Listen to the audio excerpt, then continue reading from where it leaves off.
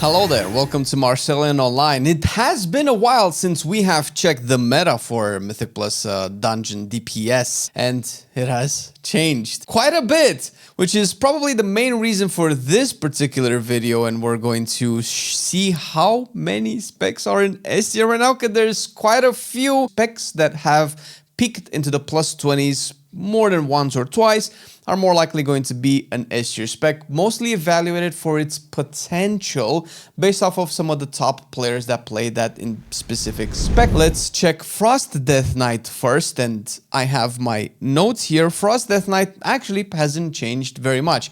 I mean, if you have played with a Frost Death Knight any time in the last couple of weeks, you might have seen that it just does really good damage. I think it just has a limit to how high it can scale. Obviously, most of its damage comes from obliterates. Obliterates hits just a couple of targets within the Death and Decay, so you're never gonna really shine the way that Unholy shines, and most of your AoE comes from the glacial advances that you launch as well, the avalanches, the remorseless winter and all of that. It's really good. You're not playing Breath of Sindragosa, so you're not going to shine in really big AoEs. Not that you did before, but damage is solid, good single target, good cleave damage, kind of like what Arcane does, but more on a budget and on a melee as well. Unholy hasn't changed at all. It's going to still remain into S tier. Not much to say about the specs that have been S tier for quite a while. It still does what it does. We haven't seen buffs or nerfs for quite a while, and we're probably not going to see them for a few more weeks either. So you're going to expect Unholy to be top dog S tier with a bunch of other specs that are, you know, the usual culprits, and that's just going to be fine, almost as fine as our stream on twitch.tv/Marcelian_Online, where I tried to play WoW with one hand lately because of, as you can see, I have to keep it elevated and all of that stuff. But you can check and discuss meta things like you're seeing right now, plus a lot of other things WoW related where it comes to story, characters, specs, classes that are supposed to come into the game, what is Midnight giving us, and if it's enough, and things like that. So once again, twitch.tv/Marcelian_Online. Much love. All right. Havoc has... Actually, don't remember where we had Havoc last. It's currently in A tier. I think it might have been a little bit lower. I think Havoc climbed as well. It's getting close to that plus 20 range. If I'm not mistaken, the top Havoc is probably timing 1 or 2 plus 20s at the moment. This is usually the case for A tier. Some of the top A tier specs we're going to be clearing some 20s, and some of the bottom ones are, you know, still struggling in their 19s.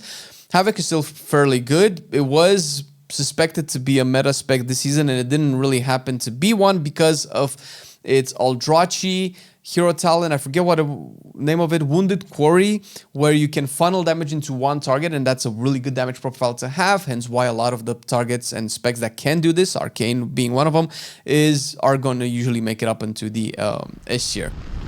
The usual culprits with Balanced Druid is still S tier, similar to Unholy DK. Nothing really changed at all for Balanced Druid. They just got more high level. They're just really pushing it.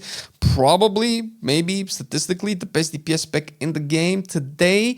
I believe that Balanced Druid might still do slightly better single target damage than Sandlane Unholy at the very least, which is strange because Sandlane has that Death Coil damage. But it's good to see the chickens supreme now. Now we're getting into the sauce, the meat and the potatoes, and Feral, like I predicted 4 months ago, it is finally S tier. Can you believe it? It's not quite equal to Balance and Unholy, but some of the top Ferals are clearing 2021s at the moment. They're doing quite a lot of damage, and I love it because it's part of the physical comp meta that we've talked about in a couple of our past videos as well, where we are seeing a resurgence in this season where you have a lot of the usual S tier meta specs, but then off meta specs have kind of cooked up their own little way to play the Mythic Plus ladder, and they're just playing pure physical specs with where you have a Feral, a Rogue, a Warrior, and a Monk. Usually the Monk is the tank, and obviously the other ones are the DPS. The healer is a little bit more flexible, but that's Feral's case right now all the way into S tier. Now, Devastation hasn't yet quite gotten there yet. It's doing decently, probably better than it has done in a long time. I would have expected Devastation to climb higher and higher into S tier. I think it's starting to hit some walls. It might even be slightly lower than last time.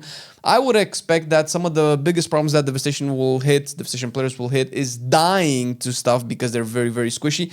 I mean, so are Balanced Druid, and you could probably argue Feral, but not as much as Balance, but they at least can shift into better form, which is a very undesirable way to mitigate damage. However, Devastation does not have that option, of course, and it's probably an issue that will plague Evokers for the foreseeable future until they are addressed. It was kind of hard to have this addressed in the past, considering that Augmentation brought a lot of tankiness to the group through its sheer utility, and we're going to get to Augmentation by the end as well. Beast Mastery Hunter has, I want to say, fallen off. It hasn't fallen off in terms of the overall performance. It's doing really well. Banishers is carrying the Hunters across the board. However, Beast Mastery is lower compared to the rest of the specs than it has been in our past tier list. And I think this is a problem that we're going to be seeing with Fire Mage and a lot of specs that are part of a meta class that people just probably don't play at all. I don't think BM Hunter is that much worse than every other spec that's going to be on this list, because you're going to see how it all plays out in the end. But I think people just, like some of the top hunters or some of the top range players, are just not playing BM. They're just gravitating to other specs, skewing the performance overall. Right now, it is what it is. That's where it is at the moment. Marksmanship. Well, there you go. Now, with a little bit of a caveat, some of the specs in S tier are kind of like, let's say, charity S tier specs, as in they might as well be very top A, like A+, but we're going to decide to put them into S tier because, of course, they're clearing +20s. Not all of the marksmanship players, or not a lot of marksmanship players, are doing it, but the fact that some of them are doing it, and you can see some of the damage breakdowns here on the screen, because some of the top ones are doing it, and they're doing quite a lot of damage. That means that the spec has really, really high potential. They just need more players to play them. They just need more groups to have marksmanship in and keep playing even more and more dungeons. And most likely by the end of the season, it will do keys very similar to Balanced Druid and Unholy. Probably still never reach that amount of damage output, but very close, and close enough in physical compositions where you can see more and more of these specs perform really well. As opposed to that, we have Survival Hunter, our first really, really low spec. And spoiler alert, you might not see a spec lower than Survival. Because I have to say it right now, it's statistically the worst performing spec in Mythic Plus, despite it seemingly doing decent damage. I mean, you might see one or two Survival Hunters do really, really well, but that's like those are essentially just super, super exceptions. Survival struggles to keep up with a lot of other specs. It's not doing too shabby, but it's clearly behind every other spec in the game right now in Mythic Plus at the very least. Arcane Mage, to nobody's surprise, still the Chad. The trio will continue to wreck the leaderboard, and that is Unholy, Arcane, and Balance, even though we have a lot more specs to come into S tier, spoiler alert. The top group will always include Arcane, Unholy, and Balance for the foreseeable future. I don't think that's going to change. They're just very, very good. They complement each other very well. So that's still going to keep going. Nothing else changed for Arcane that you might be interested in. And if you haven't paid attention to the meta whatsoever, the main reason Arcane is in S tier is because of its single target and priority damage. It has incredible priority damage. It essentially deletes targets that are a problem and leaves the AoE to Unholy and Balanced Druid, hence why I mentioned that they complement each other very well. Fire Mage has dropped drastically. I was actually slightly sad and surprised to see it being so low. Now, once again, I think the top Fire Mages are currently at about 3,600 IO, which is considerably lower than everybody else on this tier list. And it's probably that. I refuse to believe that Fire is really that bad. So I guess most educated guess would be that just most amount of mage are just playing Arcane right now. Every good Fire Mage is probably gravitating towards Arcane, and we're skewing essentially the differences between the specs even more. It's, of course, not S tier material, maybe not A tier or maybe bottom A tier, but it's at least B tier in my opinion. It's not like it has been nerfed, but right now it's the second worst spec in the game, and obviously nothing happens ever since we've seen Fire last. Just people not playing it enough. Oddly enough, Frost is doing way better than Fire, and my guess would be that it just does way better AoE and has some decent single target as well.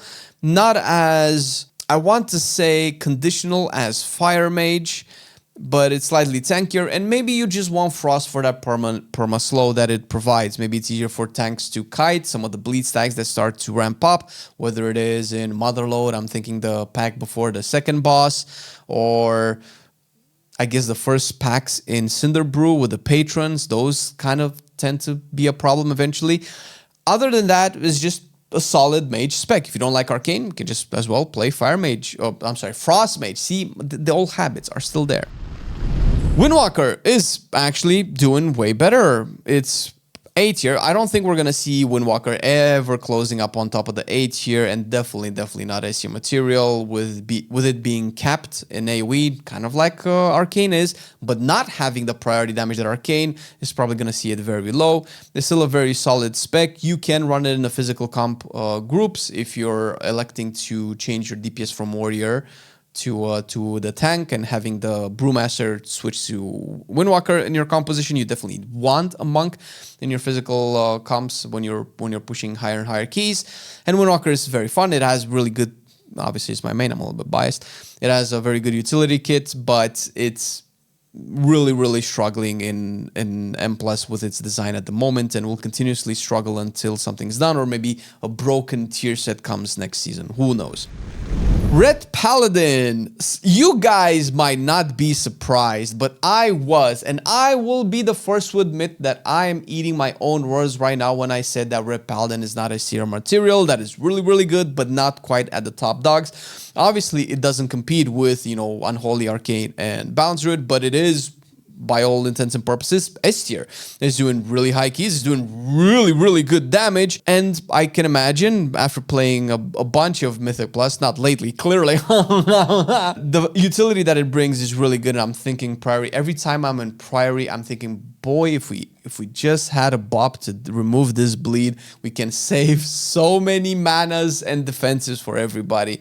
It's insane. On top of it being incredibly tanky, having incredible damage, having really good off heals. If something happens, you can just pop a lay on hands on somebody and instantly save that person. It's really good.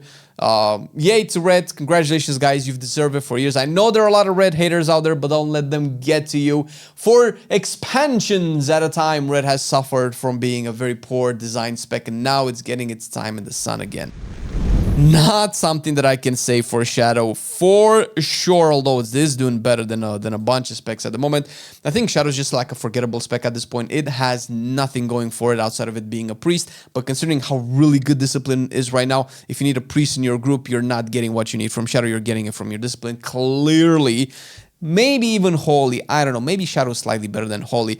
The power infusion buffs are good, but not something you're going to break your group for. And the damage is good, but once again, you're not going to kick 80% of your DPS specs just to get a Shadow Priest in your group. That is just the reality of the situation. Unless Shadow does incredible damage, its utility kit is really lackluster if you can just get that in a healer and be done with it. Assassination is actually, by the way, the reason this tier list happened, because the Marcelian saw it and were like, bro, we need to talk about this. Assassination is actually doing really well. Outside of the meta specs, it's probably the best non-meta spec at the moment. And I'm calling it non-meta because what I personally consider meta is essentially the top specs that are consistently at the top no matter what. And those are the first three. But then you have the outliers like Assassination Rogue. I am happy to see it. It was doing really well in Season 1. It had a little adventure this season where it started to climb up, but now it's doing really well. Similar to the other specs and Arcane as well, it has really good priority damage and funnel and... is it funnel? I think it's just priority damage because it does really good single target damage, and then that just splashes everything else. It doesn't have the incredible AoE that a lot of other specs have, but it is a very solid. It's kind of like Ret, but with a good damage profile and maybe less party utility. Outlaw as well. Bro, Outlaw is cranking, dude. yay for Rogue, I suppose. There's nothing really much to say about Outlaw because it hasn't received any changes outside of bugs being fixed. Can you imagine? Blade Flurry sometimes just didn't do damage. How can you live in a world with that bug? And lo and behold, bugs are fixed. Outlaws are cranking and pumping and climbing the ladder. Nothing else to be said here. I still believe the damage profile is better for Assassination, but Outlaw is just very reliable. It has some really crazy single target damage. Like, why? But hey, good for you. I think it was single target. Now, Subtlety has also climbed a little bit. It's currently in B tier. It used to be one of the worst specs in the game at the moment. Funny enough, we were looking to do a video on talking about the worst specs in the game and putting Subtlety there, but now it doesn't look like we're going to be able to do that because, I mean, it's not, you know, keeping up with the majority of the specs, but it's not at the bottom anyway. It has some good damage going for it. It has probably still some of the best bursts in the game, but nothing essentially amazing about it. It's kind of like a very, very, very budgety Outlaw, since most subtleties right now, I believe, are playing Trickster still. It is the most played hero talent when it comes to pushing keys, and Trickster essentially just gives it Nimble Flurry, and Nimble Flurry is Blade Flurry, but for subtlety. You're all still going to be using Black Powder on certain occasions, certain conditions, but Nimble Flurry does slightly less AoE damage, but it gives you the chance to do more priority and single target damage to your main target, which is obviously really good. It's kind of like Caustic Spatter, but less damage overall. And outside of that, it's similar to the other Rogue specs in terms of how it approaches Mythic Plus, but on a budget. It just needs buffs. That's it. I don't think there's any mystery here. And because a lot of the specs have made it into S tier, it was about time before Elemental has, which is probably still the spec with the most potential scaling damage there, weirdly enough, with how Elemental is played right now and how the Earthquake damage is going. It's a Shaman spec. We haven't seen Shamans be meta since Season 1. They don't really bring stuff that you really, really, really want in a group. It's not like the poison spells are the same as last season, although you can do some poison spells here and there. The totem utility is meh. Every other spec that's better than Elemental brings a better version of what Elemental brings at the moment. And Shamans, similar to Evokers, are very, very, very squishy. I'm sorry, listen, I don't know if Blizzard watches tier list. I would probably guess not, but the Bulwark Totem thing, that's not a cooldown, bro. That gives an Absorb Shield almost as much as a health potion on a 3-minute cooldown. Come on, dude. Shamans need some defensives. And I guess, you know, in similar sense, we have Enhancement there as well. They're actually very neck and neck when it comes to their overall performance and climbing into the ladder, which, yay, great for you guys. You still have ways to go to catch up to the other S tier, but I mean, you're S tier. I mean, I think they're bottom S tier from, I'm just kind of constantly checking my notes here. They're kind of bottom S tier compared to the other specs in terms of the overall performance, but I mean, S tier is S tier, come on. Well, what else do you want?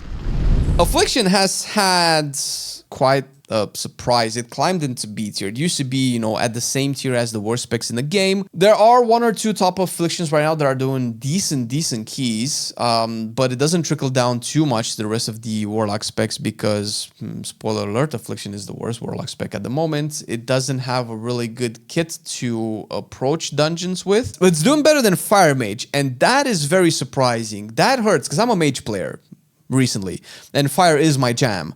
So this is very conflicting to me, and I don't like what I'm seeing, man. I don't like it at all. But yay, I guess good for Affliction. Maybe more buffs, maybe an actual design into Vile Taint to not have to drop your dots. Demo also has kind of trickled down as well. I think it's just as good as BM Hunter, which doesn't really say much, considering that it used to be the best ranked Warlock spec, and obviously it's not anymore, because spoiler alert, we're going to get into the destro in a second. Not much to say about Demo. It's just very, very solid with no redeeming qualities. It doesn't seem to have incredible single target. It doesn't seem to have incredible AoE. It does okay AoE and okay single target. And if you're okay, B tier is where you kind of belong.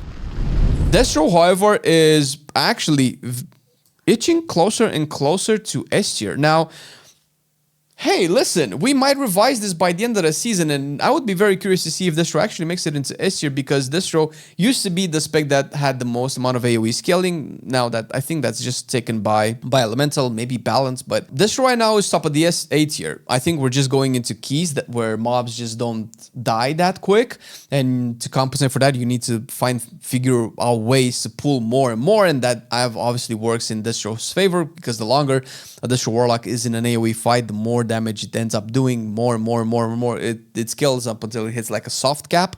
I don't think it will ever hit a cap, unless you just don't have fingers fast enough to press the buttons as quick as you get your resources. Yay for this show. It's kind of back a little bit, so looking forward to see how it plays out in a month or two. Dude, I am so conflicted about this right here. I think some of the top ARMS players are just crushing it at the moment, and it's mostly because of the physical comp. You can see some ARMS warriors doing really good, but usually if they are playing in a physical comp group, they're usually the worst DPS in that group. They're not doing low damage or no damage or tank damage by any means, but they are going to be out DPS'd by either the Feral or the Monk or the Rogue. Actually, I don't know if a Windwalker can out DPS an ARMS warrior, since usually the Monk in the group is the Brewmaster, especially if you have an ARMS, you're not going to get a Pro Warrior clearly on top of that, but it is doing really well, and it's closing up on, I don't know if we ever had ARMS in S tier before, bro. This feels wrong, man. This feels like a couple of really good ARMS players just carrying the entire spec, but listen, there's more than one of them. They're doing 20 keys. There you go, S tier. And Fury, in contrast, is kind of bottom A tier. Okay, Fury is something that we need to talk about, because rank 1 Fury Warrior has been for quite a bit. I think it's a dude named Noxif. I mean, I guess it's a dude, because gamer girls just heal. Stereotype, I'm sorry. Listen, man is pumping, dude. If it was up to that single person playing Fury, we would probably rank Fury into S tier. Because if I'm not mistaken, he's like 3,900 or something score. That's crazy. That's a lot of score. But the rest of the Fury community is kind of slithering